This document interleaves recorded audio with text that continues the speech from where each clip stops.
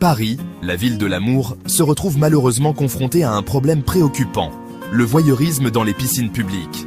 Ce problème a été mis en lumière par un incident troublant à la piscine Georges Herman dans le 19e arrondissement. Le 2 avril 2025, un homme a été surpris en train de filmer des femmes dans les vestiaires. Il ne s'agissait pas d'une opération d'infiltration élaborée avec des caméras cachées et Tom Cruise descendant en rappel du plafond.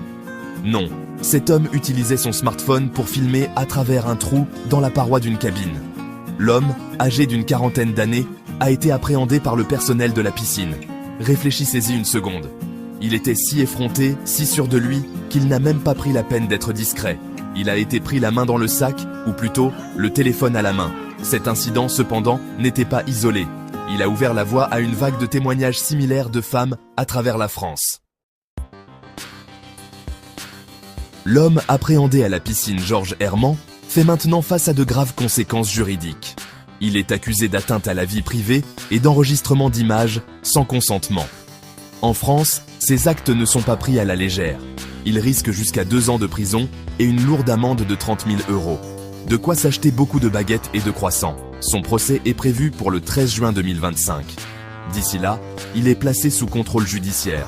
Ce qui signifie en français « n'approchez même pas d'une piscine ».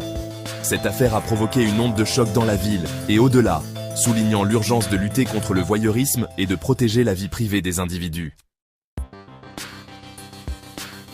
L'incident de la piscine Georges Herman a malheureusement révélé un problème beaucoup plus vaste. Suite à cet incident, la journaliste Lorraine Descartes a partagé son expérience sur Instagram. Cela a déclenché une vague de réactions de femmes de toute la France, racontant des expériences similaires et tout aussi inquiétantes.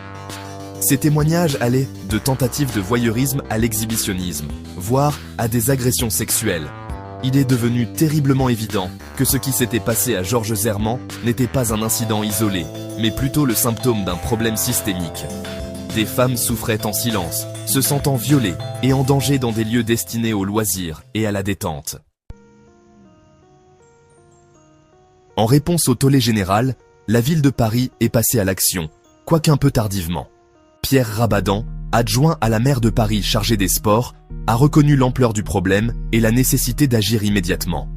Alors que les chiffres officiels ne faisaient état que de 5 incidents de voyeurisme signalés dans les piscines en 2024, le récent tollé suggère un important sous-signalement. Pour lutter contre ce fléau, la ville a mis en place une série de mesures. Premièrement, elle effectue un audit complet de toutes les installations des piscines. Il s'agira de rechercher toute vulnérabilité structurelle, comme des trous d'observation judicieusement placés, qui pourraient être exploités par des voyeurs. Deuxièmement, elle met en place des inspections quotidiennes des vestiaires pour garantir la sécurité et l'intimité des usagers. Enfin, et c'est peut-être le plus important, elle lance une campagne de sensibilisation du public pour informer sur le voyeurisme, ses conséquences et la manière de le signaler.